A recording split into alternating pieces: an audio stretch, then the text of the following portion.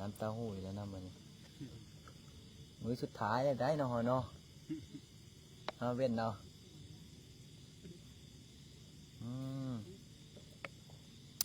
สุดท้ายบ่ท้ายสุดเนาะยังเฮ็ดเหี้ยซะนั้นได้สารให้หลายๆจะได้ง่ายทันเพื่อนนะไปเก็บไม่อันนั้นนะไป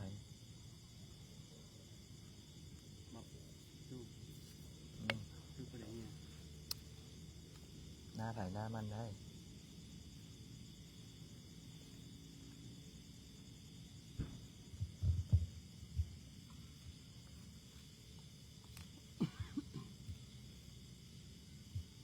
ไปเอาหนังสือสวดมนต์ไว้มาเนี่ยไปอันนั้นพร้อมเจ้าเล่งไฟมงคุณพร้อมเด่นฮับผิดชอบเด้อเจ้าเด่นเด้อไม่เด้ออันไฟมงคุณเนี่ยได้อยู่ได้กินย้อนนั่นเนาะไม่ออกเป็นขายดินดอนตอนหญ้าได้ขายที่ขายทางได้เป็นก็มาถวายหันตู้มาแต่นี้หน่อยหนึ่งเด้อถ้าตู้เครื่องเสียงบ่อนั่นก็เมื่อยได้อีกโอเคข้าวน้ำแห้งได้ครับข้าวบ้างข้าวได้เนาะแม่นแล้วเนาะได้แล้วเอาเป็นจังไดเนาะดีไม่แห้งนี่บ่ญาติโยมทางเฟซบุ๊กญาติโยมทางเข้ามา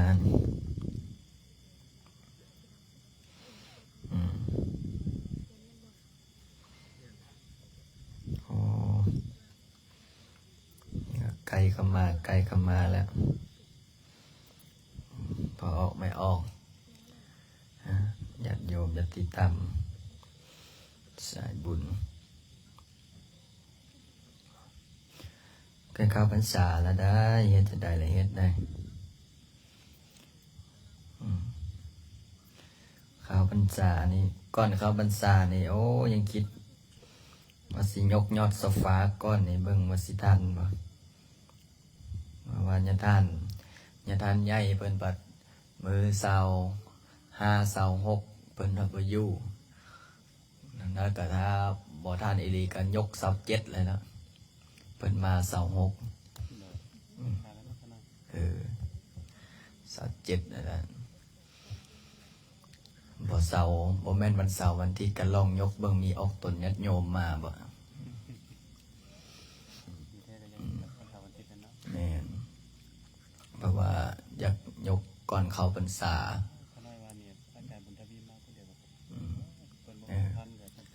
แม่นถ้าเบิ่งเพิ่นมาทันอยู่ในนั้นเพราะว่าเพิ่นไปเพิ่นก็ไปประชุมอยู่เนาะ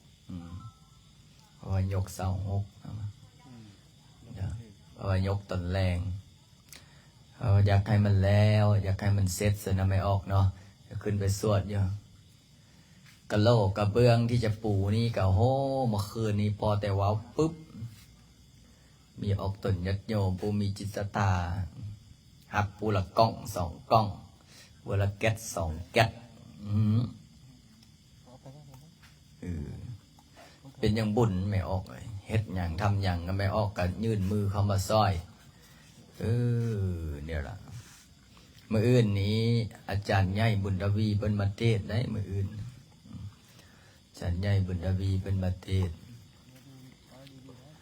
ก็เลยบอกว่าถ้าแล้วศาลานี้ขึ้นไปสวดมนต์อยู่นะโอ้คือสิคักแต่ก็อาจจะดนยังถ้ามุงหลังคาแล้วปุ๊บนี่นะก็ขึ้นไปสวดมนต์อยู่นั้นได้เลยส่วนเรื่องตกแต่งก็ค่อยลอดขึ้นเพราะว่าสิได้วันที่26นี่ตามถ้าบ่มีโปรแกรมเปลี่ยนแปลงนะสิวางศิลาฤกษ์พระเจ้าองค์ดำพร้อมพอดีเฮ็ดช่วงกลางพรรษาออกพรรษามากันแล้วกฐินก็สมโพธิเขาสมโพธิทั้งอันนี้พร้อมไปแล้วทั้งศาลาทั้งยกสมโพธิมัดทำน้ำตกกันน่าจะสมโพธิพร้อมกัน นิมนต์พระมาจาก99 องค์นิมนต์พ่อแม่ครูบาอาจารย์มาสมโภชฉลองเรียกว่าฉลองบุญฉลองบารมีฉลองความสำเร็จให้อดทนเอาอีกน้อยเดียวก็สำเร็จแล้วว่าเฮ็ดอย่างทำอย่างก็ได้ใช้เวลาเพราะว่าใช้งบประมาณอีกนะ1ใช้เวลา2ใช้ความอดทน3ใช้แรงงานอันที่ขาดบ่ได้คือใช้เงินนี่สำคัญแต่ถ้าบ่มีนี่ก็เฮ็ดบ่ได้นะนับตั้งแต่อิฐตั้งแต่ปูนตั้งแต่หินแต่ทรายดินจี้ซีมังใช้เงินหมดเลยบอกว่าเอาอดทนเอาไม่ออกพอออกในไกลสิได้เป็นวัดงามๆล่ะไกลสิได้เป็นวัดงามๆถ้าสร้างพระเจ้าองค์ดำแล้วเสร็จเรียบร้อยอย่างนั้นก็งามล่ะคนมาก็มีศาลาซ้ายขวาศาลาพระเจ้าองค์ดำนี่ก็พระเจ้าองค์ดำใหญ่เฮ็ดสูง10 กว่าเมตรเฮ็ดสร้างเอาไว้ให้ลูกให้หลานสร้างเอาไว้ให้ลูกให้หลานสร้างเอาไว้เอาตนญาติโยมแต่จังใดก็ย่านี่อีกประมาณ7 มื้อนี่กะโลเขาสิปูได้บ่อนเฮานั่งนี่ฮิบนั่งได้ซุ่มบ่เคยมานี่ฮิบมานั่งซะได้น้อยว่าโอ้อาจารย์ลินข้าน้อยแล้วเสียดายเขาเสียดายอีหยังเสียดายตอนนั้นข้าน้อยบ่ได้นั่งซาดตะปูกะโลแล้วนี่ซาดก็บ่ได้นั่งได้ให้นั่งอาสนะเลยงามๆนี่เห็นบ่แต่ก้อนนี่บางคนยังมาหาพระอาจารย์แต่ก้อนนี่นั่งแบบนั้นล่ะไม่ออกขี้ตมแบบนั้นน่ะเอาผ้าอย่างละเอาญาติเทียมมาปูลงเอาก้อนหินปูลงแล้วก็เอาซาดปูทับไม่ออกนั่งลุกขึ้นสวดมนต์เสร็จเรียบร้อยก้นคือซุ่มๆบ่แม่นเหี่ยวเซ่ไอ้กระโปรงสิ้นล่ะบ่จะเปิ้นว่าโอ้ยอย่าบ่แม่นได้มันซุ่มมันเปียกน้ำพื้นซื่อๆนี่อาจารย์บ่ไล่เป็นสั่งมาแล้วกะโลกะเบืองสั่งมาเรียบร้อยแล้วเหลือแต่จ่ายเงินบาทเนี่ย200 กว่าล้าน200 กับ 5 ล้าน200 กว่าล้านมาดูบ่ออกไม่ออกเฉพาะกระเบื้องซื่อๆได้นี่นะอันนี้สร้างมาเบื้องต้นได้นี่บางคนอาจารย์คือบ่สร้างมาทีเดียวไผบ่อยากสร้างมาทีเดียวนั่นจะมีเงินเนาะจะซักเนาะค่อยเฮ็ดค่อยเป็นค่อยไปเฮ็ดซาแต่ได้อันงามเฮ็ดซาแต่ได้อันงามค่อยเฮ็ดค่อยเป็นค่อยไปแล้วถ้าสำเร็จก็ดีใจละ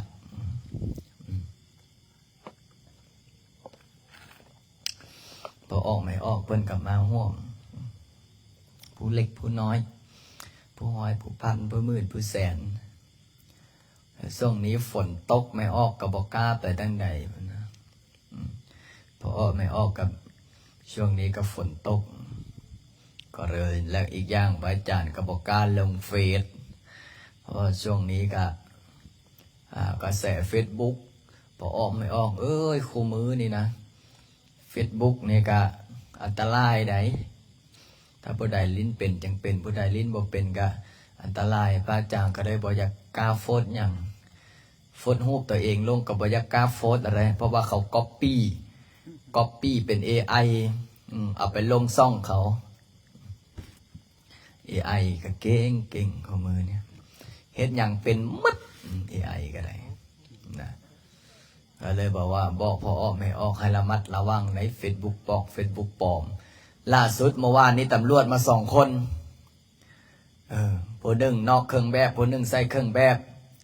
มาฮอดกราบปึ๊บอาจารย์บ้าขน้อยเมื่อวานนี้เกือบถึกเลขอาจารย์บอกเอาคนไปบอกตอนใดอาจารย์ส่งมานี่นะป้าอาจารย์บอกอ้าวว่าแล้วนะสมพ่อจะมีคนด่าป้าอาจารย์ Facebook ปลอมนั่นแหละFacebook ปลอมก็เลยบอกว่าบอกพอออกไม่ออกได้ระมัดระวังไงขนาดตำรวจได้นะยังทึกไอ้แก๊งคอลเซ็นเตอร์ตัว เพิ่นก็ว่าสาธุยังดีได้เพิ่นว่าว้าวอาจารย์ไอ้ขน้อยเกือบถึกว่าซะอาจารย์บอกมาเบิ่งสิแม่นอยู่ซื่อพระอาจารย์แม่นอยู่นาพระอาจารย์แต่ก็เลยบอกว่าอ๋อบ่แม่นได้นั่นนี่ตายได้หมวยอย่าไปลงเสื้อเลยโอ้ขน้อยเกือบโอนเงินช่วยแล้วบ่อาจารย์นี่เกือบเสียเงินละล่าก็เลยบอกพอออกไม่ออกไว้อย่าไปลงเสื้อได้ไปลงเสื้อแล้วเดี๋ยวเสียเงินแล้วแหละแล้วก็มี Facebook อีเฟซนึงอันโฆษณาขายใส่แขนนั่นเนาะพอออกไม่ออกก็อย่าไปลงเสื้อไรเห็นว่าจะได้คนใดหาเงินบ่อยู่คนใดที่ลูกเมียบ่ฮักบ่ลงปูซาใส่แขนอาตมาไปนี่จะรวยโอ้โตเขาก็ด่าปุ้งก็บ่ฮู้แต่ก็แม่นความก็ไรหมู่เอ้ยอันผู้บ่ฮู้เขาก็ด่าแล้วบอกว่าด่าก็ด่าแล้วด่า AI ก็เลยแจ้งเป้าเตือนไว้อย่าไปลงเสื้อ Facebook ปลอมเด้อโดยเฉพาะพออ้อไม่ออกที่ลิ้น Facebook บอกเก่งเมื่อก่อนนั้นเห็นโทรมาอาจารย์ขน้อยได้ร่วมบุญน้ำอาจารย์ละเด้อเห็นอาจารย์ส่งเลขบัญชีมาส่ง QR มาได้ร่วมบุญโต๊ะหมู่บูชา99,000 กีบพระอาจารย์ก็เลยว่าอาจารย์บ่ไล่สั่งโต๊ะหมู่บูชาวะบ่แลอาจารย์บ่ไล่เอ้านี่เขาว่าไอ้พวกบุญโต๊ะหมู่บูชาอยู่ซั่นพอมาเบิ่งอีกทีโอ้ว่าแล้วแก๊งสแกมเมอร์ตัวผู้เฒ่าล่ะก็เลยแจ้งไปบอกว่าระวังได้บ่ออกไม่ออก Facebook ปลอมก็เก่งกว่ามือนี่เฮ็ดมันเฮ็ดปลอมเฮ็ดให้เฮาเสียหายพอออกไม่ออกก็ระมัดระวังนำกันเด้อทาง Facebook เฮาเด้อผู้เฒ่าผู้แก่ผู้หนุ่มผู้น้อยเพราะว่าหลายคู่หลายคนก็หลงเสื้อบางคนนี่หลงเสื้อก่อนนั้นได้เอาผู้ใดห่วมผู้ใดอยากได้เงินว่าซั่นFacebook อาจารย์แจกเอาผู้มันอยากได้เงินสิเนาะมันก็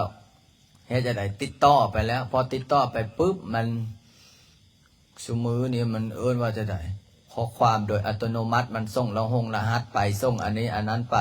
เพื่อก็ลงเสื้อนี่เมื่อก่อนจักผู้ใดเนาะเล่าให้ฟังว่าที่แก๊งสแกมเมอร์ว่าตัวว่าเป็นทหารเนี่ยเป็นทหารพอเป็นทหารปุ๊บก็เลยว่าอยากแต่งงานกับคนลาวเป็นทหารอยากแต่งงานกับคนลาวอยากได้ผู้บ่าวลาวอยากได้ผู้สาวลาวเอาไอ้นี้ก็หาว่าผัวตายไม่เนาะก็อยากได้แล้วไปบ่อยากได้ผัวฝรั่งเนาะ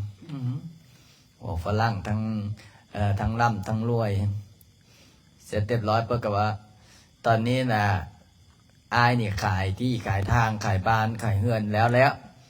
ตอนนี้กำลังขนเงินข้ามประเทศมากระส่งมาได้หูภาพนะไม่ออกความเก่งของเจ้านะตอนนี้ติดอยู่ในสนามบินเขาบอกฮับเงินดอลลาร์ว่าซั่นเขาฮับแต่สกุลเงินกีบน้องส้อยโอนเข้าบัญชีตัวนี้ได้บ่จำนวนตอนนั้นตอนนี้ใหญ่เพิ่นกระโปงหูก็ฟาดแล้วโอนไป30 ล้านบัดนี้พอโอนไป30 ล้านปุ๊บมันก็ว่าโอ้ยังอีกขั้นตอนนึงว่าซั่นยังอีกขั้นตอนนึงตอนนี้ไอหิวออกมาแล้ว AI มันเฮ็ดคือได้เนาะยกกระเป๋าเงินมีเงินอยู่นะอันนี้ความโลภเกิดแล้วเพิ่นว่าป้าตัวกูสิรวยบัดนี้แล้วว่าได้ผัวฝรั่งก็เลยมันบอกโอนมาอีก20 ล้านละค่ารถว่าซั่นค่ารถค่าภาษีอันนี้ก็บ่มีแล้วไปยืมหอบแล้วบัดนี้ไปยืมบัดนี้ยืมทึกผู้เขาฮู้เด้อเขาก็เลยเบิ่งหนูจะยืมไปให้หยังเงินนี่โอ้ยพอดีข้อสิจองให้ค่อยยืม20 ล้านเนี่ยค่อยจะให้10 เท่าว่าซั่นอีนายนี่ก็บ่ฮู้อีโนอีเนนะเนาะเพิ่นก็ให้ยืมแล้วบัดนี้อยากได้เด้ความโลภคนเฮาเนี่ยยืมปุ๊บโอนไปปั๊บมันบล็อกเฟซเพจแจ้งตำรวจก็ยอม ตำรวจก็ว่าโอ้พวกนี้นี่มันบ่ได้อยู่ประเทศมันอยู่ต่างประเทศแต่สแกมเมอร์เฮ็ดไปเฮ็ดมาเสียเงิน50 ล้านล่ะปิกบ่ได้กินเกลือบ่ได้จำซ้ำหวังรวยไปซวยซ้ำนี่หวังได้ผัวฝรั่งเป็นยังไงระวังได้ผู้ใดอยากได้ผัวฝรั่งผัวตายมาดว่าโอ้กำลังหาผู้หูอกหูใจมาปะผัวก็เสียเงินก็เสียซ้ำเติมอีกจันพรบอกเกือบได้เมียฝรั่งแก๊งสแกมเมอร์วะหูทันก่อนหูทันก่อนมีได้บางทีนะมีได้เฟซบุ๊กผู้ใดดังๆนะมันส่งข้อความไปนะมันว่าจะได้พอเอาโฆษณาลงได้บอมันบอกว่าเอาโฆษณาเอาโฆษณาลงแล้วให้เดือนละ$3,000ไอ้โลกมันสิให้เรารหัสเฟซบุ๊กมันมากระจ้อยมั่งแล้วเหรออันนี้เฮาหูทันนะเขาบอกว่าเอาเงินนะให้ระมัดระวังให้มีสติเด้อโดยเฉพาะพอออกไม่ออกผู้เฒ่าผู้แก่ผู้ที่หูลิ้นเฟซบุ๊กงูปูปลาบางคนนี่ว่าเห็นเขาถ่ายรูปโชว์เงินมาโอ้ยกูสิรวยเนาะกูสิมดนี้เนาะวันนี้เราก็สิได้บ้านได้รถคันใหม่พอดีเป๊ะเลยเขาท่ายเขาทางของสแกมเมอร์ก็เลยให้ระมัดระวังไว้แต่ก็หนีบ่พ้นดอกพวกนี้นะไม่ออกผลสุดท้ายมาตำรวจก็จับได้คือเก่าสิเก่งปานใดก็บ่รอดพวกนี้นะสิเก่งปานใดก็บ่รอดย้อนอย่างวิบากกรรมนะพวกนี้นะเห็นบอกคู่มือนี่ทางภาคทางรัฐเพิ่นจัดการจนเกี้ยงเห็นบ่อยู่ทางใดพวกก็จับหมดบ่ว่าหยังเพิ่นหูเด้พวกก็ไปจับแล้วหูบันไดพวกก็ไปจับวันนั้นประชาชนเขาแจ้งมาก็เลยบอกว่าเจ้าสิไปตั้งอยู่ประเทศพม่าเขาก็ไปจับฮอดพม่าสิไปตั้งอยู่ใต้ก็ไปจับอยู่ใต้ของรัฐบาลของฝ่ายรัฐบาลของมันที่ยังบ่ทันจับคือแบบสัญญาณยังบ่ทันทั่วเขาถึงบางที่ลักฐานบ่ทันทั่วนั่นถึงนี่ก็เลยบอกว่าเพราะฉะนั้นแล้วพอออกไม่ออกเรามัดระวังไว้อย่าไปลงเสื้อได้เห็นเขาโทรมาเบิดแป้งๆเนี่ยอย่าไปฮับได้ไหมกิมเหมยน้อยว่าโอ้ยเอาบ่เงินเนี่ยเอาละน้อยอาจารย์ลิ้นอยากสั่งวัดอยู่ปนี่ไปให้รหัสเฟซบุ๊กไปให้รหัสธนาคารพอดีละเงินขายงัวขายควายเกี้ยงก็เลยให้ระวังไว้แต่ละคนอย่าไปลงเสื้อไปง่ายๆไม่ออกถ้าคือว่าแต่คืออาจารย์ว่าเบื้องต้นนะพวกนี้นะเอาไปกะทุกจับคือเก้าให้ทุกแก่ท่านทุกนั้นถึงตัวให้ทุกแก่ท่านทุกนั้นถึงตัวเด้อเป็นยังไงจะทุกถึงตัวพระอาจารย์มีเรื่องเล่าเรื่องหนึ่งในสมัยครั้งพุทธกาลก็มีได้แก๊งสแกมเมอร์แต่ก้อนนี้บอกคือแก๊งสแกมเมอร์ตอนนี้ไม่ออกสมัยก้อนนี้มีหมอยานะหมอยาพวกหมองูหมอยานะก็ไปหาปัวคนตามบ้านนี่แหละไปบ้านนั่นก็ถามว่าผู้ใดมีบ่เป็นพญาติพญาเป็นอันนั้นอันนี้มีบ่บ้านนั้นกับบ่มีบ้านนี้กับบ่มีโอ้บัดพอบ่มีปึ๊บไปจะได้หมอกระคาดรายได้หมอกระคาดรายได้เลยออกกลอุบายบัดบ้ากูย่างมา3-4 มื้อนี่นะบ่หันได้ปัวไปจากคนเฮ็ดจะได้สิมีเขากินเฮ็ดจะได้สิมีอันอยู่อันกินเฮ็ดจะได้สิมีเงินก็เลยออกกลอุบายจะได้เห็นเด็กน้อยมันแล่นลิ้นอยู่บนวักแวะ3-4 คนเพิ่นกับพายกระต้าไปแล้วพายไปฮอดแล้วก็หมอยาอินเดียแต่ก้อนมันเลี้ยงงูหมอยาแต่ก้อนเนี่ยมันเลี้ยงงูนะมันเลี้ยงงูเห่างูพิษเด้มันไว้โซเวลาเนี่ยมันก็ซกซ้ายซกขวาวันนี้ไปมันก็เอางูนเขาเอิ้นว่าจะได้เขาโกนนะเขากระบังไหมเขาโกนไหมงูมันก็อยู่นั้นบัดเนี่ยก็เลยหมอยานี้ก็บอกให้เด็กน้อยสุเจ้าอยากได้บนนกว่าสิขึ้นไปเอาไหมนกมันเนทางอยู่นั่นน่ะเด็กน้อยเนาะซ้ำไอ้จั่วน้อยแหละเห็นว่ามีนกเนี่ยจะได้ความดื้อมันเข้าสิงเนาะบ่เสื้อตามเบิ่งจนนี่เบิ่งไหม สมมติว่าถ้าอาจารย์บ่ไล่ว่าขึ้นไปเอาแม่นกอย่างนั้นปีนเลยนะกกไม้กันปีนขึ้นปุ๊บเอามือไปจกเป็นยังไงจกจับออกมาหูว่างูมากับโยนแล้วเนาะโยนทิ้งพอโยนทิ้งปุ๊บหมอยาเพิ่นกำลังผลยาอยู่ได้หูแล้วว่างูสิตอดนะกำลังสิไอเตรียมยาอยู่นะงูปัดไปโต๊กใส่คอเพิ่นว่ากัดคอหมอยานะเลยบ่ทันได้ใส่ยาใส่เจ้าของซ้ำเฮ็ดเป็นยังไงบ้างงูเห่ากัดสิก็ตายก็ถึกงูเห่ากัดคอซกคอตายวิบากกรรมไปวิบากกรรมมาเนี่ยเขาเอิ้นว่าให้ทุกแก่ท่านทุกนั้นถึงตัวอย่าไปเฮ็ดเด้อไอ้จัวน้อยเด้อใหญ่มากเลยจะไปเฮ็ดได้ขี้ลักมักจกขี้ลักมักจกมักใส่หายไปสี่ผู้นั้นผู้นี้ระวังสุดเพราะว่าอย่างก็วิบากกรรมมุนาวัตติโลโกสัตว์โลกย่อมเป็นไปตามกรรมเฮาเฮ็ดดีก็ได้ดีเฮ็ดชั่วก็ได้ชั่วอย่างบอกว่าคู่มือนี้เฮาสังเกตมาแม้ผู้ใดมักใส่หายไปสี่ผู้นั้นผู้นี้เฮ็ดให้ผู้นั้นเสียหอกเสียหายนะผลสุดท้ายมาก็ลงที่ตัวเองพระพุทธเจ้าว่าเวร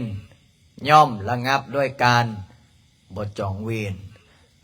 เวรย่อมระงับด้วยการบ่จองเวรถ้าผู้ใดที่ก่อเวรก่อกรรมแล้วยังเอาเวรเอากรรมนั้นโต้เถียงกันกระเปรียบเสมอเหมือนเขาดั่งไฟเนี่ยนะ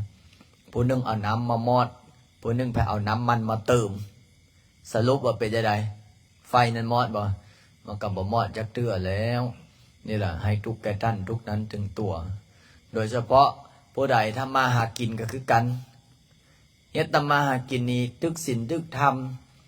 ทึกตามกฎหมายบ้านเมืองนี่บ่อดตายไม่ออกถ้าผู้ใดเฮ็ดทำมาหากินแล้วบ่ทึกศีลบ่ทึกธรรมเบียดเบียนคนนั้นเบียดเบียนคนนี้นะผลสุดท้ายมาก็บ่รอดในสมัยพระพุทธเจ้าเฮาก็มีนายพรานนะ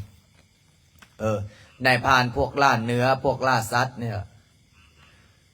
ให้ทุกแก่ท่านทุกนั้นถึงตัวนะมีนายพรานคนนึงตื่นเช้ามากับไปแล้วบัดนี้ไปหายิงนกยิงหนูยามฮอกยามแฮวใส่เบ็ดใส่มองแล้วตามภาษาบ้านนอกบ้านนาแล้วก็มีพระไปบิณฑบาตนะพระไปบิณฑบาตปุ๊บไก่ส่วนทางกันเนาะเราว่าจังใดถ้าเห็นพระนายพรานเห็นพระว่าจะใดเจ้าว่าจะใดท่านน่ะถ้านายพรานเห็นพระนี่ว่าจะได้กราบบ่น่ะนายพรานก็ว่าบ้ามื้อนี้คือกูซวยแต่เสาแต่ว่านายพรานว่าคือกูซวยแต่เสาแท้เห็นผ้าเหลืองนี่ซวยแต่เสาแท้กูนี่เฮ็ดจะได้อยู่ได้กินบัดนี้ถ้าคนมีบุญคนมีวาสนาเห็นพระแล้วเป็นจะได้ยกมือสาธุบ่มีเขาบ่มีหยังก็หาหยังมาใส่ได้พักเส้นมีเขาเส้นมัดพักเส้นมีก็หามาใส่อันนี้นายพรานเห็นพระคือกูมาซวยแต่เสาแต่น้อว่าซั่นเป็นจมบัดนี้ก็ไปแล้วบัดนี้อารมณ์บ่ดีแล้วนายพรานเนี่ยก็เห็นพระเด้เพราะว่าคนบ่ได้นับถือศาสนาพุทธไปล่ะย่างไปก็จมแล้วมื้อนี้สิได้อยู่ได้กินบ่น้อไปยามเบ็ดยามมองยามแฮวยิงนกยิงหนูก็จ้อยมั้งเพื่อนก็เอามาของอินเดียมันตัวใหญ่เด้มาในบ้านนะ3-4 ตัวอ้อมข้างอ้อมหลังจ้อยมื้อนั้นนะ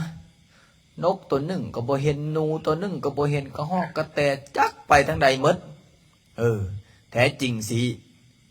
บุญก็อันนั้นน่ะแต่จริงสิบุญก็เขาบอกให้ฆ่าสัตว์ตัดชีวิตวันพระวันเจ้าแต่เจ้าของแต่ก็คือว่านั่นแหละนายพรานนี่กับปัดถ้าบอกออกไปทำมาหากินกับปัดบ่มีอย่างยุ่อย่างกินแต่ก็ถ้าหายุ่หากินแล้วเห็นพระเห็นเจ้ากันเนี่ยจมมันใครแม่นี่เป็นจมจมเบ้ยบอกว่าโอ้เป็นอย่างนั้นอย่างนี้บัดนี้กลับมาบัดนี้พระกับบิณฑบาตกลับบัดส่วนทางกันเห็นแล้วเป็นยังไงบัดนี้บ้าพระองค์นี้สิถ้ากูบ่เหยียบคอมันลงนี้มันกูสิเดินส่วนไปส่วนมันกับ ส่วนไปส่วนมากับพระองค์นี้แหละเฮ็ดจะได้บัดนี้ความคิดของคนชั่วเฮ็ดจะได้นะเอาปืนพายุแอลนี่เนาะปืนหน้าไม้ได้บ่แม่นปืนแก๊ปได้สมัยก่อนบ่มีได้ปืนแก๊ปนะปืนหน้าไม้น่ะวันนี้มาก็ตัวใหญ่ไปนั่นเพิ่นก็เลยว่าพระองค์นี้สิเบิ่งก่อนเหลียวซ้ายเหลียวขวาบ่มีผู้ใดแล้วเนาะเพิ่นก็เฮ็ดจังได๋ฮะเจ้าข้ามเพิ่นสิเฮ็ดจังได๋ในพานนี่สิเฮ็ดจังได๋ล่ะเดาบ่ด้วยฮะยิงบ่ตู้มุกใจหลายปานนั้นบ่เฮ้ยนายพานองค์นี้เหลียวซ้ายเหลียวขวาเหลียวหน้าเหลียวหลังบ่มีผู้ใดตามพระมาพระก็หิวของมาได้หิวของอลุงตุงนังเกิดความโลภบาดนี้นายพานเฮ็ดจังได๋ว่ามื้อนี้ล่ะกูไปหาอยู่หากินบ่ได้อีหยังเลยกูสิลักของพระนี่ล่ะวะปนพระไม่ออกปนพระบาดนี้ก็เลยไปลัดอยู่ทางนาแล่นขึ้นไปทางสันภูไปลัดอยู่ทางนาพระเพิ่นก็เดินไปแล้วเนาะทางซ้ายก็หิวก็ต้มขนมทางนี้ก็หิวบาตรอลุงตุงนังก็ย่างไปบัดนี้ถ้าสิลงไปเลยโดยตรงกับพระจันทร์พระนี่จื้อหน้าก็เลยเฮ็ดจังไดฮะก็เลยยุให้3-4ตัวมาเพิ่นนั่นแล้วยุใส่มามาก็เนาะพอแต่ป้อยเสื้อใส่แล้วก็ป้อยเสื้อใส่แล้วก็เห็นจะได้ลุ่มแล้วอันนี้แหละที่จั่วบุญส่วงเคยบอกว่าถ้ามาไล่กัดพระนี่แล่นบ่นะก็เอามาจ้างเรื่องเดียวนี่แหละสุเจ้าได้ถ้ามาไล่กัดนี่แล่นบ่ฮะสบงปิวแล้วเนาะอย่าว่าแต่มาไล่กัดแล้วขนาดไปไล่งัวเข้าคอกงัวไล่คิดกันยังแล่นไอ้โจน้อยยังวันนี้พระก็ทั้งหิ้วบ้านได้ทั้งหิ้วของก็ต้มขนมได้บาทนี่เพราะสิแล่นนะกับปัดยันพิษสินยันเป็นอาบัติก็เลยเสหน้ามาก็งอกง่างออมคางออมแอววันนี้ก็แกล้งขนมมาแกล้งไปแกล้งมาซาไปตามกลางทางนะวันนี้อิตาพานี่ปะทาขนมก็ต้มขนมซาอย่างนั้นถ้าบ่ไปเก็บกับพยันหมากินก้อนกับเจ้าของเขาบ่ได้กินลูกเมียอยู่เงินกับบ่ได้กินก็เลยออกไปออกไปเก็บกระต้มขนมพระก็เห็นบัดนี้พระก็เลยบอกว่าโอ้ยซอยแด่พอออกเอ้ยซอยแด่มาเจ้ามันสิกัดอาตมานี่ล่ะเพิ่นก็บ่สนนั่นแหละเพิ่นก็เฮ็ดทำท่าคือบ่ยินคือบ่เห็นนี่ล่ะมาก็งงงั่งตัวใหญ่ 3-4 ตัวเนาะหุ้มใส่ออมคางออมแอวสิพาสะบอกสะโบงมันยังบาดเบิดมันยังทิ้งมดแล่นแล้วพระก็ยันตายยันมรณภาพมากัดเดี๋ยวสิเสียซื้อเนาะแล่นขึ้นกกไม้แล้วบัดนี้ขึ้นไปกกไม้มาก็เฮางงงั่งนายพรานว่ากูสิมาเจ็บใจมาเบิ่งดูมึงนี่ด่าพระเนี่ยไม่ออกโอ้พ้นไปเก็บอันยุอันกินเห็นนะบัดนี้นะเพิ่นไปเก็บอันยุอันกินนี่นะจื้อใดบอกโอ้หม้อไอ้ฮกไอ้เขาเอิ้นอะไรมกป่านี่สิเมียกูคักแท้ละเฮ็ดนี่นะกูจื้อได้ตอกมันมัดเส้นในนี้นะศีลหมู่ป้านี่เมื่อวานนี่กูของกูคักเมื่อวานตีเมียกูสิเอาใส่บาตรในพระองค์นี่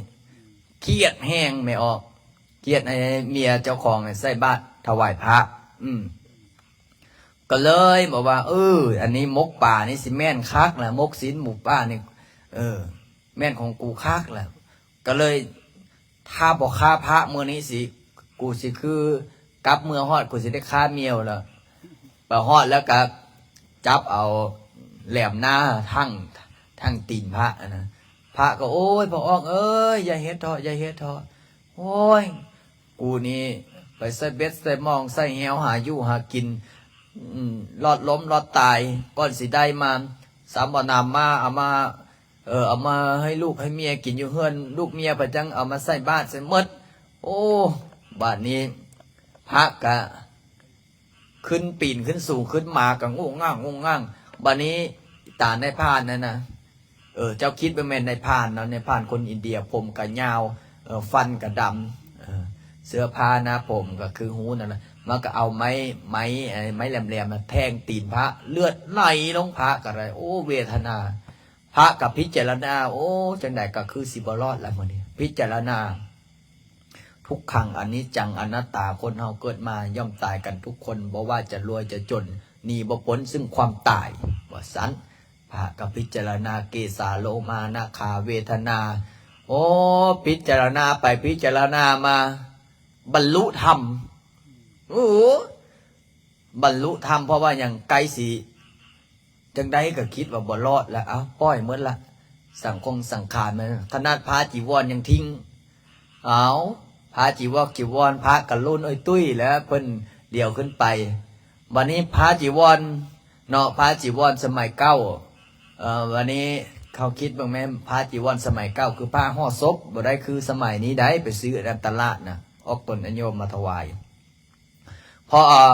พระจีวรฮะมันทึกเลือดพระเนาะมันทึกเลือดพระวันนี้มันก็มีเปื้อนมีเปื้อมีอะไรแล้วข้าวแล้วกินข้าวแล้วคือกับจั่วน้อยบางองค์บ่ซักผ้าแหละไปนั่งใกล้ก็จะได้มบดังใครอยู่วัดเฮายังซักได้วันนี้พานั่นน่ะตกลงมาประตกสัมปายไม่ดูแล้วตกลงมาเนาะตาในผ้ากับพระเจ้าจับอันนั้นทางผีกับพระเจ้ายังเสียดายมกป่ากับมกศีลหมู่ป้าเพื่อนได้แขนข้างแขนเอวมากับพระเจ้าเขาบันนี้มานะกับมากัดยุ่มยำเพิ่งกับควายมือมาเอามือไล่มาซิมาก็งงง่างอยากกินนะวันนี้พาจีวรพัดตกลงมาแต่เท่งบนน่ะคือเฮากับขว้างแห่นะวิบากกรรมเนี่ยออกไหมก็ลงมาโกมใส่ตาในพานนั่นนะพอโกมปุ๊บมามันนึกว่าพระนี่ตกลงมาตะปายไหมมาก็ลุ่มกัดแล้วงงงั่ง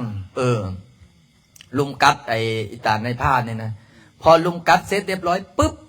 ในพานไปจะไดว้ายถึงมากัดสีบวก็ตายแล้วถึงมากัดแหละในพานเนี่ยตายไม่ออกตายก็สิตายกับบธรรมดาได้เพราะว่าถึกเคี้ยวมาเนาะเป็นยังไงเป็นวอเลยเห่าเลยเห่าไอ้ให้งาคือมาเนี่ยแหละวิบากกรรมนะเสร็จเรียบร้อยมากับบันนี้มากับกัดตายแล้วปุ๊บมันก็ดึงจีวรออกมามันก็หูได้มันท้าเจ้าของมันดนโบเห็นยักเทื่อเหลียวขึ้นไปทั้งเท่งมันเห็นพระมันก็เลยสงสัยว่าสรุปว่ากูฆ่าพระหรือฆ่าเจ้าของมันก็ถามเจ้าของเสร็จเรียบร้อยมันเลี้ยวซ้ายเลี้ยวขวาโอ้โบแม่นแล้วได้นี่นะหนีหมากันเมื่อเงินพระกะหูว่าโอ้บ่มีผู้ใดเฮ็ดทำร้ายแล้วนะก็ลงมาพอลงมาก็เลยซักอนิจจาวัตสังคลาอัตมาบ่ได้ฆ่าเด้ออนิจจาวัตสังคลาก็เลยบอกว่าโอ้ทุกขังอนิจจังอนัตตาวิบากกรรมบัดนี้สงสัยว่านายพรานตายในนี้เฮาสิเข้าค่ายฆ่าสัตว์ตัดชีวิตบ่ก็เลยไปถามพระพุทธเจ้านี่ก็เลยไปถามพระพุทธเจ้าอยู่วัดเสตวันพันเตปะกวาพระผู้มีพระภาคเจ้าขน้อยขอถวายความเคารพกราบวันทาขน้อยมีข้อสงสัยเมื่อวานนี้ขน้อยไปบิณฑบาตแล้วมีนายพรานเอามาไล่กัดขน้อยสุนัขกัดตังสุมังกำลังไล่กัดแต่นี้ขน้อยก็เลยสงสัยว่าขน้อยสิบ้าบ่เข้าค่ายในพิษสินบ่พระพุทธเจ้าเพื่อกะพิจารณาโดยเหตุในผลเล่ามาเบิ่งดูเหตุผลมันเป็นยังไงก็เล่าคือพระอาจารย์เล่าเมื่อกี้นี่ละถ้าเล่ารอบสองมันก็สิดนเล่าปึ๊บตามลำดับนั่นแหละพอพระพุทธเจ้าฟังปึ๊บเพิ่นว่าอย่างไรทักษิณเจ้าคิดว่าถ้าพระพุทธเจ้าเพิ่นฟังแล้วเพิ่นสิว่าจะไหนดูก่อนภิกษุดูก่อนท่านผู้เจริญเอวังโหนตุเธอจงสมปรารถนาสิ่งที่เจ้าได้เฮ็ดสิ่งที่เจ้าได้ท เจ้าบ่ได้เจตนาเขาต่างหากที่เจตนาที่จะประทุษร้าย แต่เจ้าบ่ได้เจตนาประทุษร้ายคนอื่นพระพุทธเจ้าเจตนาคือกรรมกรรมคือเจตนากรรมนี่มันเกิดมาจากเจตนาไหนนี่ก็เลยพระพุทธเจ้าก็เลยได้ตัดปฐมเทศนาเรื่องกรรมไว้วิบากกรรมแล้วก็เจตนาที่เฮ็ดนะถ้าผู้ใดมีเจตนาเฮ็ดอย่างนั้นสิเนี่ยเป็นกรรมถ้าผู้ใดบ่ได้เจตนานี่บ่เป็นกรรมเห็นบ่บางทีพอออกไม่ออกขับรถไปตามทางนี่นะเฮาบ่ฮู้ได้ว่าเฮาเหยียบหยังถามว่าเฮาสิได้รับวิบากกรรมบ่จักแล้วเขาก็บ่ฮู้เนาะก็ขับรถไปตามธรรมดาจักจักเกียดจักกบจักอึ้งจักอ้างเขาเหยียบไปหมดนั่นแหละมันขวางทางแต่เฮาบ่ได้เจตนาเฮาบ่รับบ่ฮู้ก็เลยส่งเขาไปเกิดซะเพราะฉะนั้นแล้วนี่ล่ะให้ทุกแก่ท่านทุกนั้นถึงตัวระมัดระวังไว้เด้อไอ้จั่วเด้อบ้านเฮาใหญ่มาอย่าไปทุจสหายผู้นั้นผู้นี้ใดพระพุทธเจ้าเพิ่นบอกว่าให้ทุกแก่ท่านทุกนั้นถึงตัวพาตัวตกต่ำพาตัวมุ่นมองเพราะฉะนั้นมื้อนี้เดี๋ยวสวดมนต์นำกันเนาะเอาสาธุหันหน้าขึ้น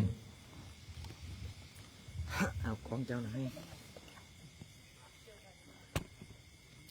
ผู้ใดรับว่าผมมีตี้มื้อนี้อุตส่าห์เทศให้ฟังกันยังรับผมมีได้ใครแน่บ่รับ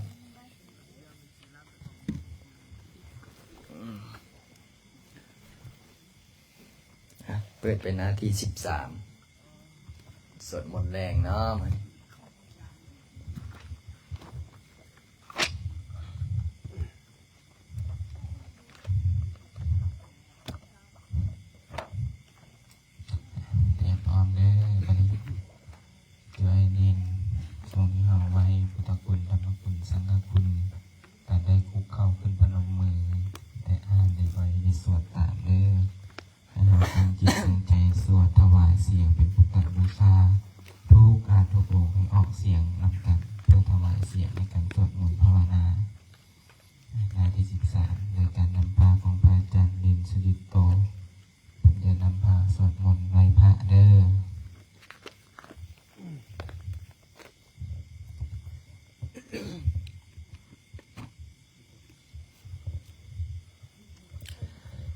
อะระหังสัมมา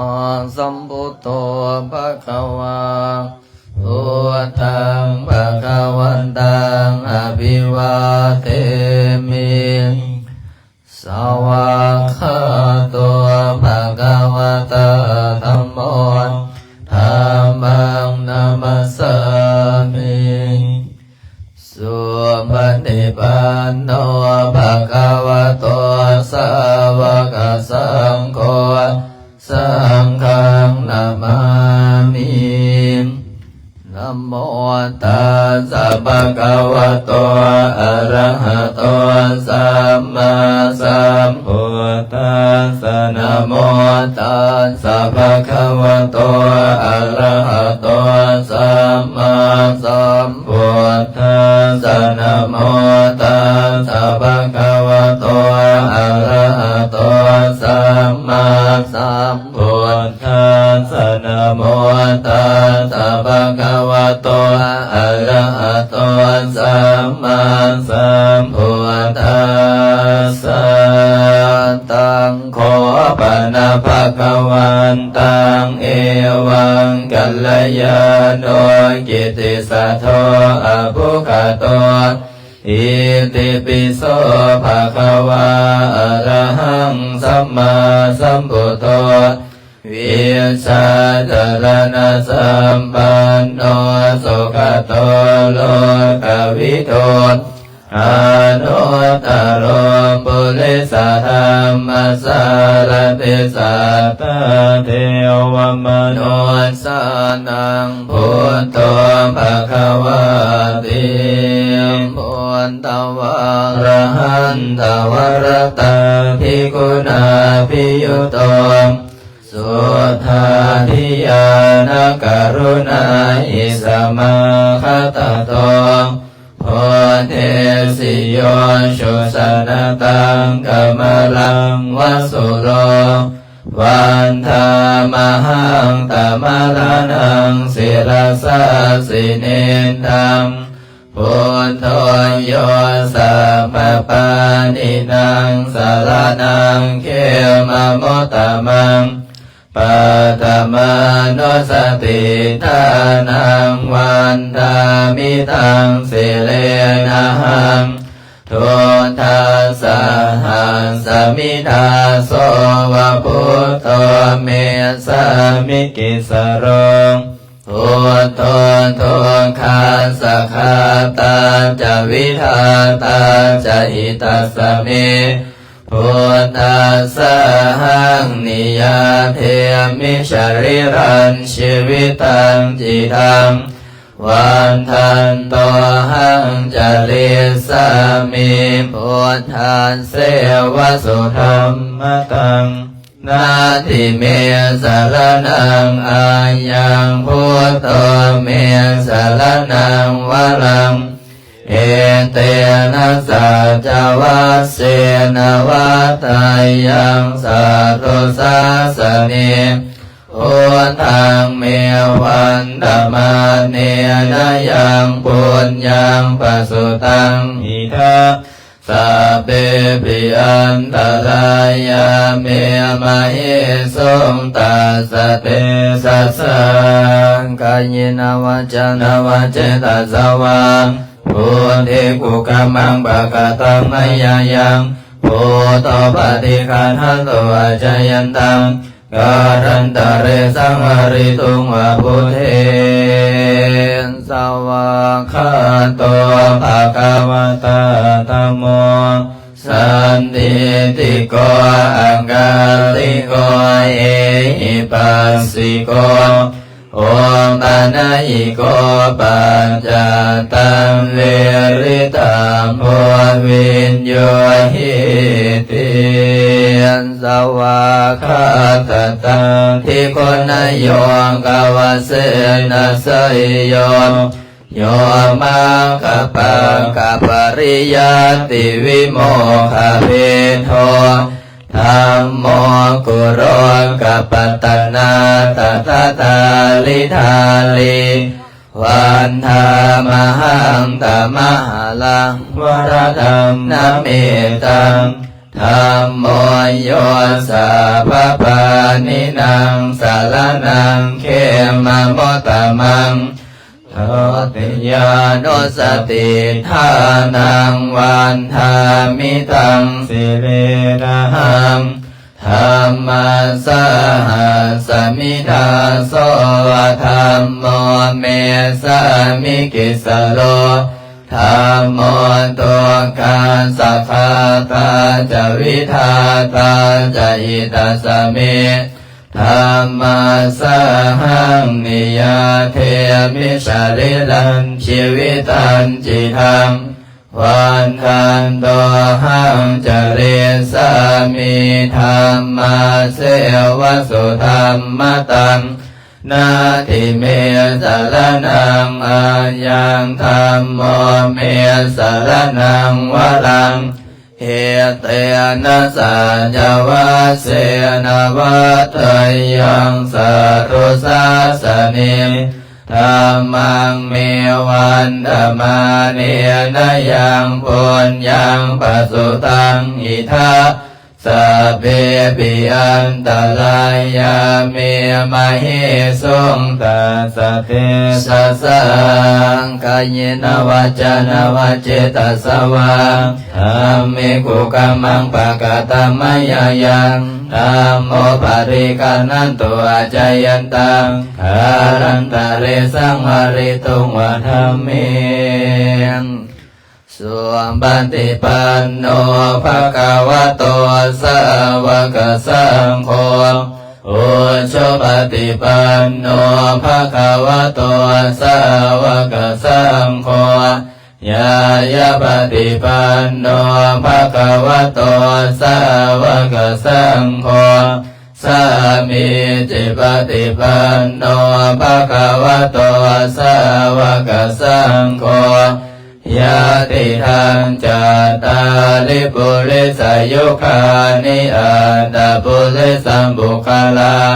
เอสัพพะวะโตสาวกสังโฆอาหุนายโยปาหุนายโยทักขินายโยอัญชลิงกรณิโยอ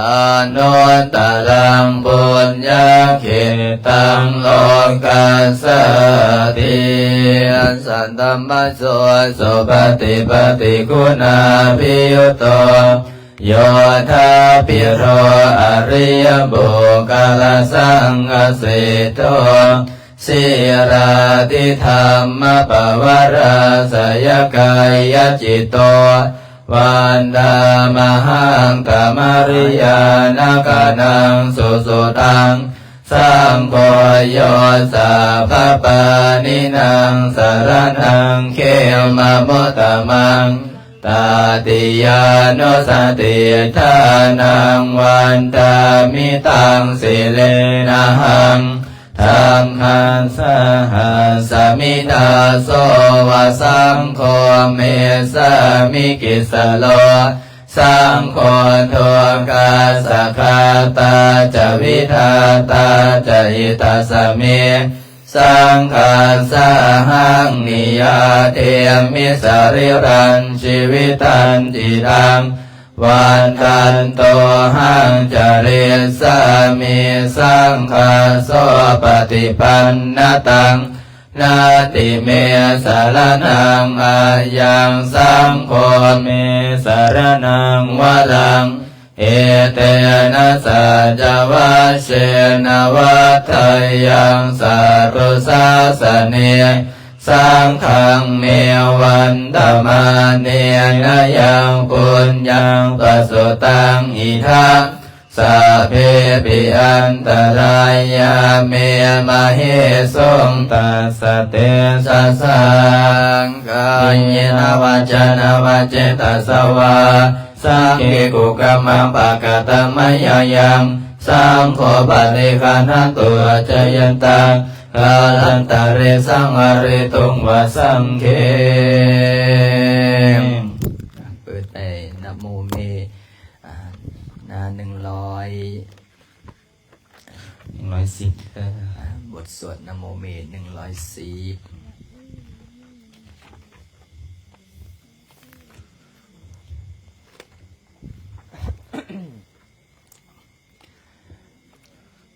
นะโมเมพุทธเตสัสสะรัตนะตยะธัมมิกาเตสัพพสิเตปัสสิเทวานารยบารมีสุราสิติพระมาจะอินดาจะจตุโรกาคัมเบลกากาสมุทธาพุทธงคังคาจะสรัมปัจจัยปัสสิติภาวันตุเตสยสยทอรณิทอรณิอุตติอุตตินาตินาติสยสยกะคนละตนละนิสัยนิไรสัยเสนะเมรุราสะพุนโนราสีสยสยคัมเบลโสปินาเกณนากิปิสัญจพุทธการิสยสยตุนิมิตโรกิสยสยสิงเกสุตาธานโมกาชาสยสยวรุณนโมขายาตาสยสยจัมปาดินาคกุระกันโตสยสยคัสสะพลละตุรงสุกระภูสนสิหาปิยคติปาสยสยวรุณนโมขายาตาชิตาสิตาเสนาเรปุณสุติโนรติสยสยสุขาสุขาสิวิสยสยทอรณิตาเลสตาสุชัยยาสยสยทอรณิสันติสัทธาสยสยมังกลารัญญาภวังเกสยสยวโร ณยังเกสยสยลักขเสสุรพุทธติสะสยสยพระเมนทักขณาสยสยราสาภิราสาสยสยสยภรวิงสาพังสยสยอรหันตาปัจเจกพุทธสาวังสยสยมเหสุโลหะโลหะรินเทวาสยสยพระมาสุราโคสยสยนาโควิโลละโควิโลปาโคจันติมาลวิอินโดจะเวนะเตยโยจะกุเวโรวรุโนปิจะคิวาโยจะปัสสุโนกุมารโรตตะระตะโกอัตตาลสมะเทวาสิติตาภรตยโยอิสิโนสาวกาชาปชัยยระโมปวันตุเตชัยยธัมโมจะสังโฆจะนาสปะโรจะไสยกังเอเตนะไสยเตเชนะไสยสุเทภวันตุเตเอเตนะพุทธเตเสนะโหตุเตชยมังกรังสโยปิพุทธัสสะสิริมาโตอายังมารัสจัมปาปิมาโตปาลาสโยโคสยัมโบนิมันเดปะโมทิตาชัยยันตตาพระมกนามเหสิโนสโยปิพุทธัสสะสิริมาโตอายังมารัสจัมปาปิมาโตปาลาสโยโคสยัมโบนิมันเดปะโมทิตาชัยยันตตาเทวกนามเหสิโนสโยปิพุทธัสสะสิริมาโตอายังมาลัสจัมปาปิมาโตปาลาสโยโคสยัมโบธิมันเดปะโมทิตาสัยยันตนาสุปันนกนามเหสิโนสโยปิพุทธัสสะสิริมาโตอายังมาลัสจัมปาปิมาโตปาลาสโยโคสยัมโบธิมันเดปะโมทิตาชัยยันตทังมกนามเหสิโนสโยปิพุทธัสสะสิริมาโตอายังมาลัสจัมปาปิมาโตปาลาสโยโคสยัมโบธิมันเดปะโมทิตาชัยยันตทังสัพพะมกนามเหสิโนสยันโตโพธิยาโมเลสากายานันทิวัตโนเอวันตวันวิสโยโหยิสยาสุสยมังกะเรอปะลาสิตาปัลลังเกสิเสปะดาวิโปคะเรอภิเสเก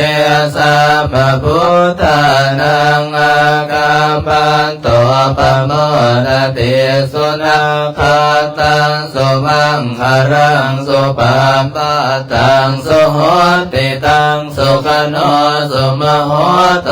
จะสุยินทังรัมมจาริสุปทากินังกายกรรมังวาจากรรมังปทากินังปทากินังมโน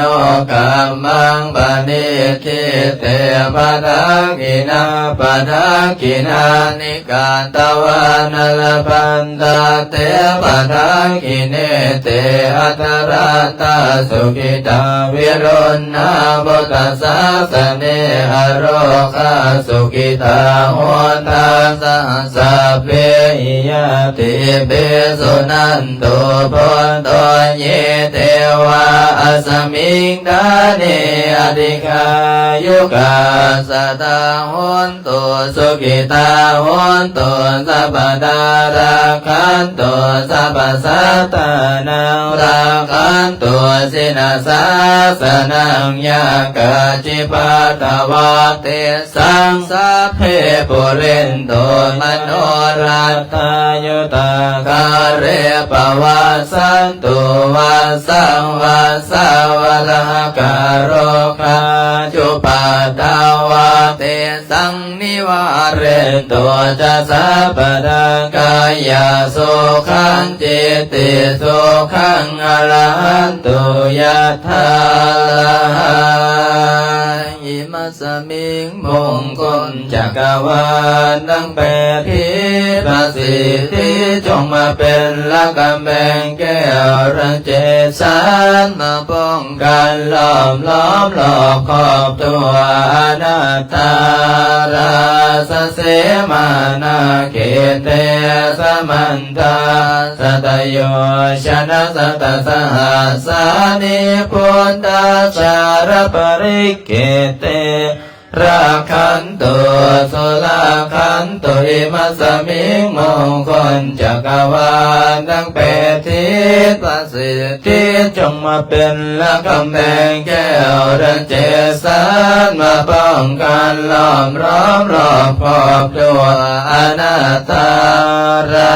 สเสมานาเขเตสมันตาสตโยชนะสตสหัสสานิธรรมชาลปริเกเตราคันตุสุราคันตุอิมัสสมิงมงคลจักรวาลทั้งแปดทิศประสิทธิจงมาเป็นละกำแพงแก้วรังเจสานมาป้องกันล้อมรอบขอบตัวอนัตตาราสเสมานาเกเตสมันตาสตโยสนะสตสหัสสานิปัจเจกพุทธาชารปริเกเตราคันตุชุลาคันตุอิมัสสมิงมงคลจักรวาลทั้งแปดทิศประสิทธิจงมาเป็นละกำแพงแก้วรังเจสานมาป้องกันล้อมรอบขอบตัวอนัตตาลาสเสมานาเกเตสมันตาสตโยชนะสตสหัสสานิสังฆาสารปริเกเตราคันตุสุราคันตุสัมปจิสามินาสังสีโมพมมาจมาเทวาสัพเพยัคฆาปลายันติพมมาจมาเทวาพิลาภาภวันตุเมมหาปุญโยมานาโภภวันตุเมมิเตบะโหอติพุทธามะอุณโมพุทธายาวิลาตาโยวิลโคตายังวิลาอิงสาวิลาตาสีวิลาตาสาวิลาอิทิโยอัมปุระสามานิมามาพุทธาสัสวะโหสัมปติสามิเพ่งมาภาเลือสัมปจิสามินาสังสีโมพมมาจมาเทวาสัพเพยัคฆาปลายันติพมมาจมาเทวาพิลาภังเมมหาปุญโยมาลาโภภวันตุเมมิเตบะโหติพุทธามะอุณโมพุทธายาวิลาตโยวิลโคนายังวิลาหิงสาวิลาตัสสิวิลาตัสสาวิลาอิทิโยพุทธสามานิมามาพุทธสัสวะโหมสัมปติสามิเพ่งบาภาเลือสัมปติสามินาสังสีโมพมมาจมาเทวาสัพเพยัคฆาปลายันติพมมาจมาเทวาพิลาภาภวันตุเมมหาปุญโยมาดาโภภวันตุเมมิเตบะโหติพุทธามะอุณโมพุทธายาวิลาตโยวิลโคนายังวิรายิงสาวิลาตัสสิวิลาตัสสาวิลาอิทิโยพุทธสามานิมาภาพุทธสัสวะโหสัมปติสามิเพ่งมาภาเลือสัมปจิสามินาสังสีโมพมมาจมาเทวาสัพเพยัคฆาปลายันติพมมาจมาเทวาภิลาภาภวันตุเมมหาปุญโยมหาลาโภภวันตุเมมิเตภาโหติพุทธามะอุณโมพุทธายาวิลาทายโยวิลโคนายังวิลาอิงสาวิลาตาสีวิลาตาสาวิรา อิติโยพุทธัสสะมานิมามาพุทธัสสะสวะโหสัมปจิตสามิเพ่งเพ่งพาพาหาหาลือเล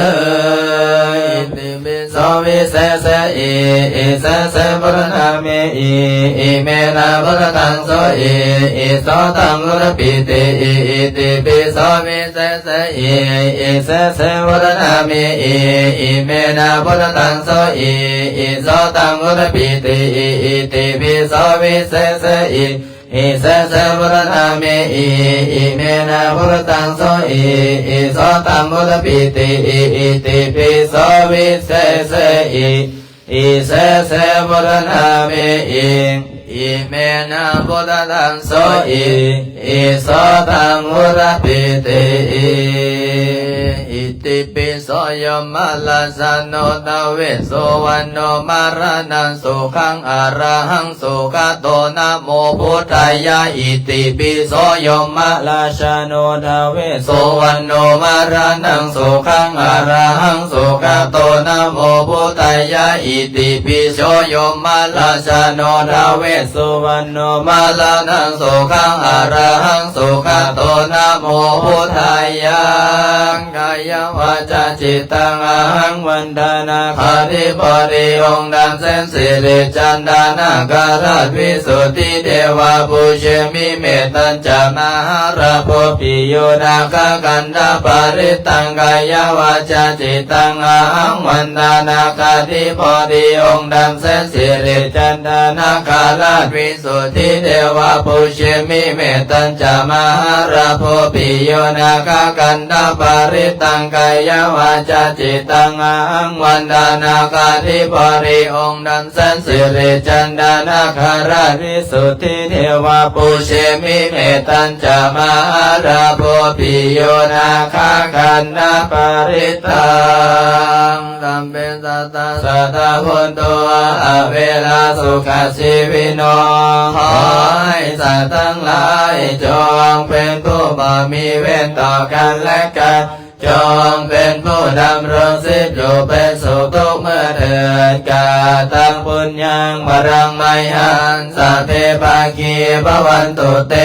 ขอให้สัตว์ทั้งสิ้นนั้นจงเป็นผู้มีส่วนได้เสวยผลบุญหันที่ข้าพระเจ้าได้บำเพ็ญแล้วนั้นเถิ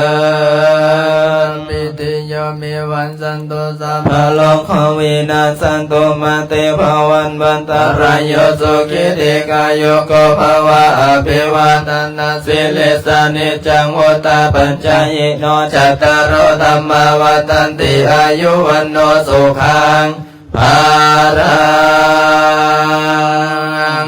ยิมินาปุญญคัมเมนะอุปัสสยโนตาราจาริโยภาการะจามาตาปิตาจายตากะปิยมะมังสุริโยจันนิมาลาสาปุนาวันตานาราปิจะพระมมาราชอินทาจตุโลกาปาลาจเทวตายโมมิตมนุสัจจมาสัตเวลิกาปิจะสัพเพสัตตสุขิหุนตุปุญญานิปะกตานิเมสุขังยันติวิทันติตุกิปังปะเพดาโวมาตังอิมินาปุญญคัมเมนะอิมินาอุเตเสนะจักขิปังสุลาเปเจวตันโนปะทานังเทตานังเยสันตาเนอินาธัมมายาวานิพานาโตมามานาสันตุสัพพทายิวายาสัสสะโตภาเวภาเวอุสุจิตังสติปัญญาสันเลโกวิริยมมินามารรัปันโตโนกาสังกตุนจาวริเยสุเมพุทธาดิปาวโรนาโทธัมโมนาโทวโรตัมโมนาโทปัจเจกปุโตจะสังโฆนาโทตโรมามังเตสุตมานุภาเวนามาโลกาสังลปันตุมาทุกขปัตตาจันนิทุกขปายปัตตาจันนิปายโสกปัตตาจันนิโสกหุนตุสัพเพปิปานิโนเอตาวะตาจัมเมหิสัพพะตังปุญญาสัมปะทังสัพเพเทวะอนุโมทันตุ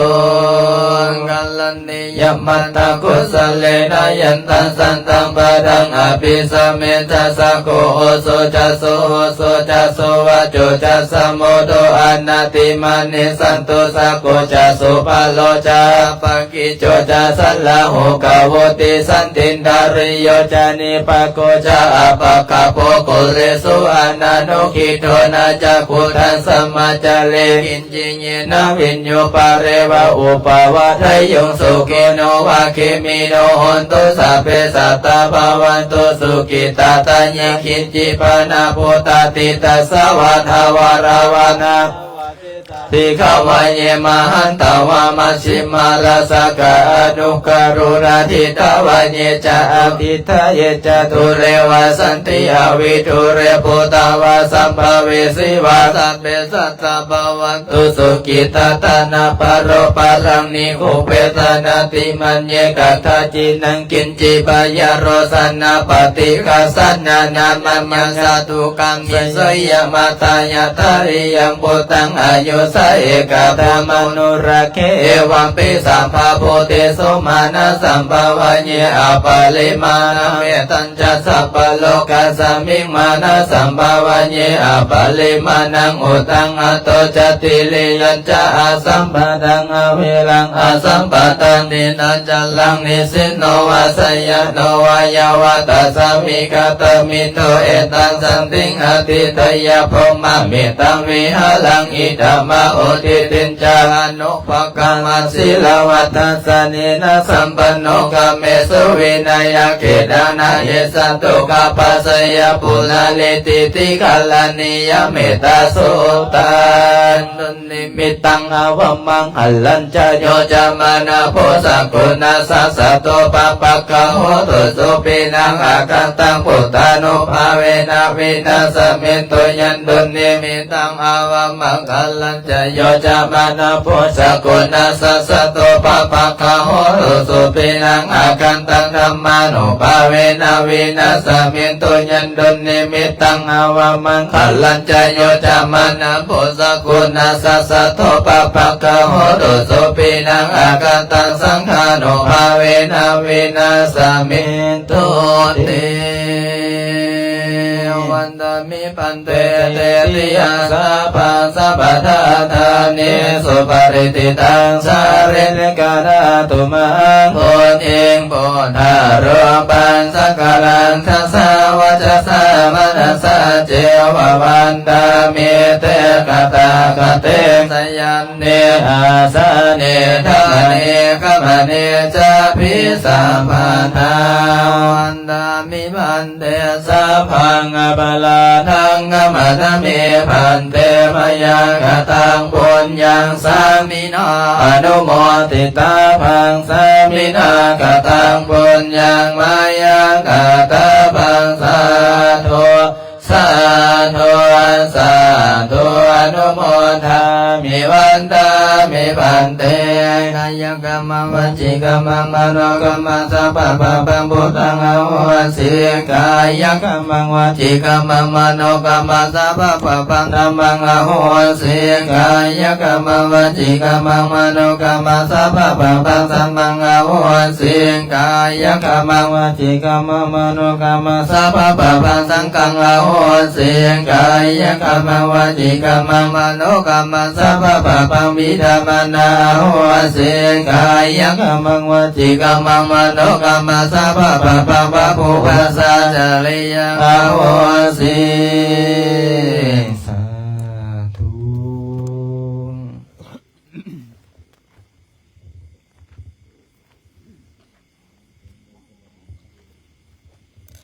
คณะสงฆ์กับประธานสงฆ์พร้อมกันเด้อบัดนี้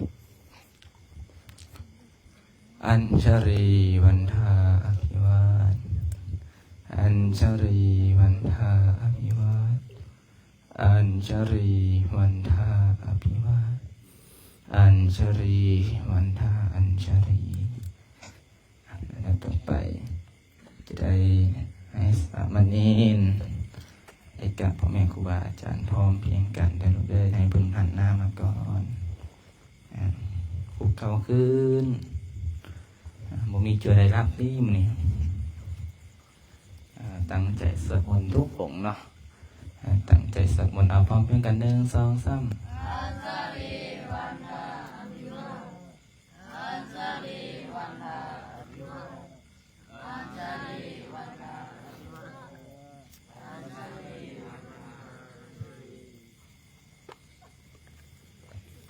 ญาติโยมวันนี้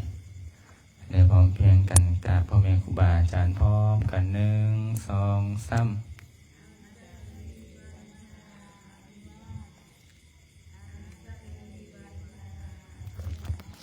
พระอาจารย์ขออนุญาตปิดไลฟ์ท่านี้เด้อโยมพ่อโยมแม่เด้อ